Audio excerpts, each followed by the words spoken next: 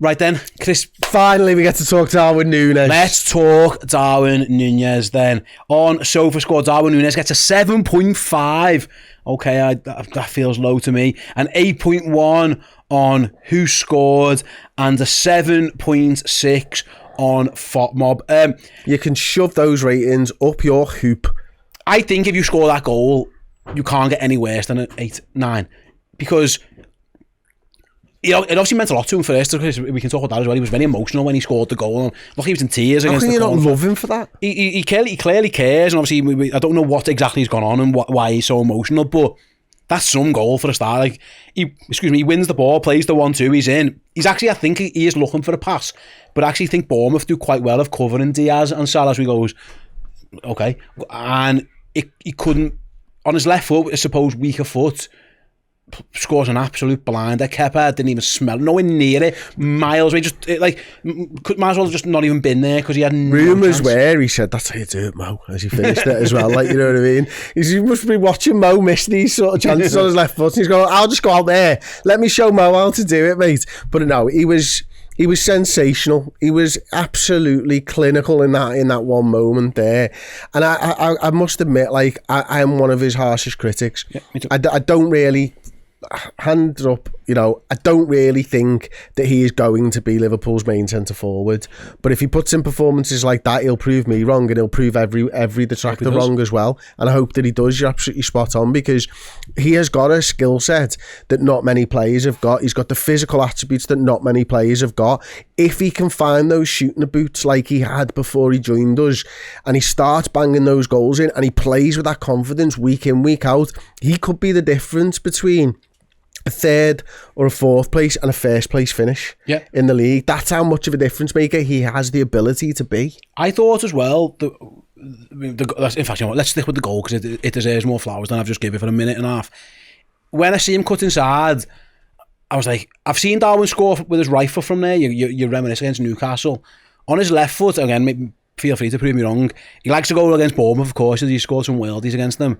I think that's his best pure goal in terms of technique. I think, you know, the two at Newcastle in terms of the pressure and the situation are magnificent. The worldie at Bournemouth in a hurricane last year was brilliant as well. The header against Forest. They're right-footed, aren't they? They're all right-footed, powerful strikes, finds the corner. This one on his left, it's almost, it is just perfection. And he does the thing. It's instinctive, isn't it? It is, but he does the thing where he stands the defender still and then flicks it, and there's nothing the guy can do about it. It's a phenomenal goal, and you can tell it meant a lot to him as well. Absolutely, and I love that. I love seeing that emotion from footballers. I was a bit baffled by it, if I'm being totally honest with you. Like, what the fuck's he crying for? Like, and then I was sort of thinking, I was like, oh God, this is how much it means to him. He's had, in his head, I'm trying to put myself in him, and he's like, I've had a tough start to the season. I've not been having a start. This is my first start. I've gone out there and I've got the manager. Wasn't allowed to go to Uruguay, because usually Darwin's used Uruguay as like a mood lifter. He's gone away and played under Bielsa and done well, and that's probably gets his he has not been allowed to go, obviously, because he's been banned. Maybe that plays into it as well. And I think it was brilliant as well by Slot introducing him to this game, because, you know, we were talking about it on the deep dive, and we mentioned it earlier on in the build-up show before the game. Is like, he could have quite easily just played him against West Ham and played Jota in this one, but he's put him in for a Premier League game, and he's done well. Like, you know, don't get me wrong, not massively involved in the game. I think he only completed 6 of 10 passes. I don't think he had many touches, but when he was there and he was able to, he got that big moment. And I love seeing emotion from footballers. And, you know, I say, how can you not love that from Darwin Nunez? I'm a big detractor of his, because I just don't think there is enough there for us to hang our hat on him for the future. I really hope he proves me wrong, because having someone that emotional and it means that much too. God, I want to back him forever. And we spoke earlier in the show, didn't we? Like, you know, Gravenberg's got better, Diaz has got better. There's players getting better now recently. To change the system might be helping people. Maybe this is one that suits Darwin. And maybe stay also, like, we know that Nunez's English wasn't great even up until last year. Like, Slot has mentioned in press conference, hasn't he? We're teaching him. Maybe it's just taking a little bit longer because of the language type of stuff. I will also say, sort the language stuff out, Darwin, if it is still a problem. I don't know whether it is, but it was last season. Like, sort that out. That will also prove that you want to be here.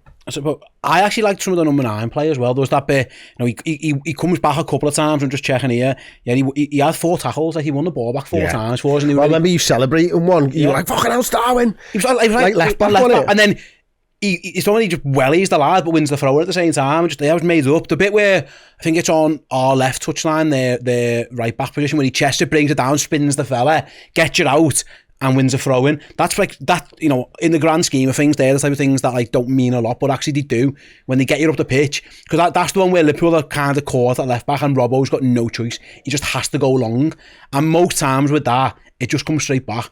Liverpool were doing that actually quite well to Bournemouth, winning it back and going again. That's proper number 9 play from Darwin. Like that's like Alan Shearer backing into someone, bringing it down, playing off. He actually brings it down. Has got no one to pass to. Spins the fella, wins it. Jobs are good. And I thought actually that type of side of his game we saw last year at times. I remember the goal against Wolves at home, for example. I think it's Wolves. Those type of things where his hold-up play was getting better. And I felt again we saw it today. So he scores a really good goal. And he's involved a little bit more in the game again. Like for those watching, I can bring his heat map up. Like in these defensive areas here, there's a couple there in our left back position. There's a couple in what you'd call like inside right positions for those listening in our half, where the ball is being played to him and he's not losing it. He's been able to keep it and work angles. And like I say, he scores a really deadly goal as well. If he's your 5th or 6th choice forward, you've got good options. I always say that. I'm not. I'm with you. We'll see what time comes. I hope he's brilliant. I hope he justifies every single part of it. But the fact that you can bring him in for a Jota, I'd say he's been okay recently, but probably I don't think it's unfair that he maybe was given a little bit of a rest. Errol was saying before the show, obviously the watch along, this manager doesn't feel like the type of manager who's going to give you loads of chances. He's got his lads. He's going to play his lads until he can't play his lads. You are going to get limited opportunities to prove yourself. You can't do much more than what Darwin Nunez there to prove yourself. No. All around play and scores a world. Yeah, and listen, the goal's obviously going to stick in the manager's mind, but I think maybe that one you mentioned where he's back in the left back position might stick in the manager's mind even more so. Your teammates love that. And of course they do, and a manager thinking, right, okay, I can trust you. Yeah. We're not gonna lose something defensively by putting you in, because that is one of the parts of the Jota's game that's exceptional, isn't it? That team play. Nunez showed it today, and as I say, you've got to come back to the fact that it meant a hell of a lot to him. I always think, and again, you analyse this stuff more than me, Chris, this system, it doesn't feel like you're going to get a lot out of your 9. This isn't the old, again, we keep going back to the old style, because even when it wasn't Roberto Firmino, where it was a Jota or a Mane or even a Darwin, whatever, it felt like a lot of it was on him to do a lot. It feels like in this system, actually, a number 9's not going to see too much of the ball. I go back to Haaland at City, isn't it? You know what I mean? It's similar-ish, but like 22 touches in the game, I understand it. I think he went off, didn't he? Chiesa comes on, I think it was 70 minutes. So ago, yeah. He's touched the ball, once every less than 3 minutes. And he's not going to be that involved. I think we're going to have to get our heads around that. It's similar. I always come off from the games we've seen so far on the slot, and I've gone, I haven't seen too much of Jota, but he got his goal, didn't he? He got his early on with Ipswich, wasn't he? He's got his goal, but okay, that's fine, that'll do. We're probably going to have to get our heads around the fact that we might not see too much of our 9. Our 2 wingers are getting the ball all the time and taking all the shots and getting loads of goals.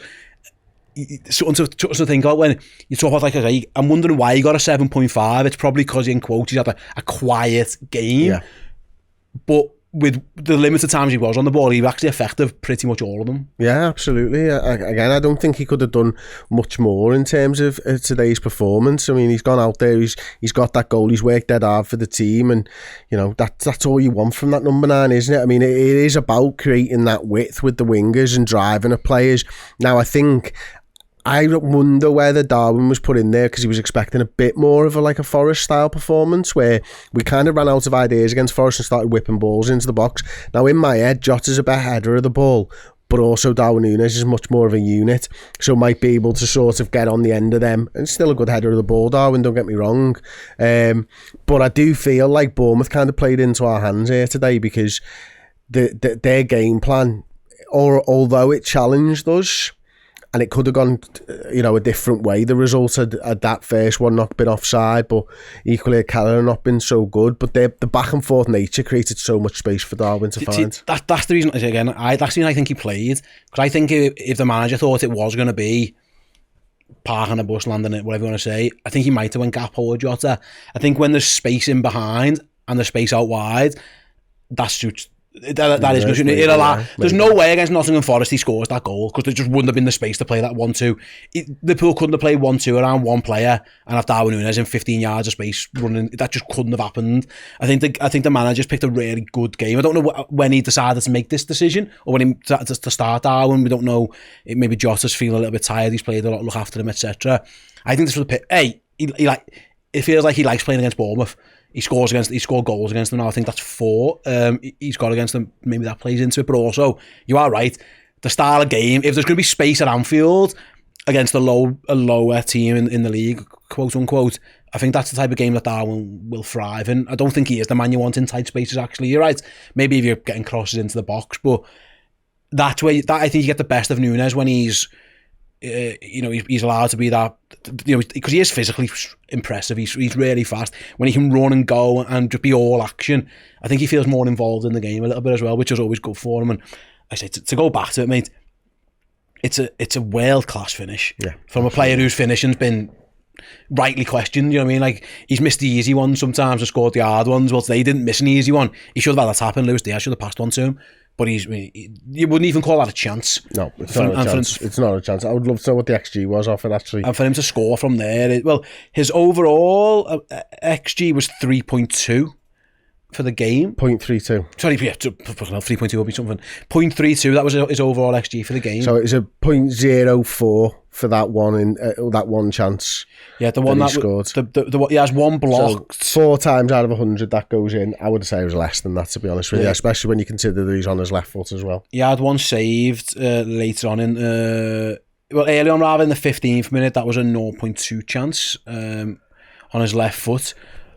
Which again, the goalkeeper actually makes a pretty strong save. So yeah, right, it was fantastic from Darwin, and long may it continue. Because like I say, if Liverpool can have 5 forwards in form, add that into Chiesa, of course, who we saw a little glimpse of as a sub as well, they're in a really good place, because Gakpo showed in midweek, I can come in and perform. Darwin's come in and said, I can perform. It's great for the manager. It's also putting pressure on the lads in front of him. You've got listen, Diogo, if you're not up for it, 2 lads here. Louis, what are you going to do? Luis Diaz responds to Cody Gakpo getting one of the worldy performances midweek by going, hang on a minute, don't forget me. It's 2 goals. And Darwin Nunez has gone, I've been waiting for this chance. I bet he's been really keen. Of course, he has, maybe knocking on the manager's door, whatever he's doing. Give me a chance. Gets his chance, does that. I'm absolutely made up for him. And like I say, I love, at times, emotion. I sometimes think emotion can be harmful on the football pitch. I think there are times when, and he's shown that he's got himself sent off, for example. He's got himself into things that he doesn't need to get himself involved in. But I remember the celebrations against Newcastle at their place, the celebrations at Newcastle at home when he's on the bench, the cup final when he's on one leg jumping over the barriers, today when he's almost in tears scoring a goal. You can't for once question the fact that he cares and that he loves it. He obviously does. Like, there's sometimes, sometimes, Chris, it's a pub or a bar conversation. Does he really care? Is he in it? About certain players? How arsed does he get paid $200,000 a week? Does he give a shit? This fella gives a shit. Like, you can tell, because you don't act like he's acted all throughout his Liverpool career if you haven't got that fire in your belly. No, absolutely. He wants to succeed, doesn't he, I think? And he probably feels a little bit hard done to, especially when the other guy hasn't performed as well, Jota, as we know he can do. So yeah, he's got his chance today and he's took it with both hands, thankfully. Or with that left foot. Yeah, he took it with his left foot. Long may continue, Darwin, you absolute wonderful human being.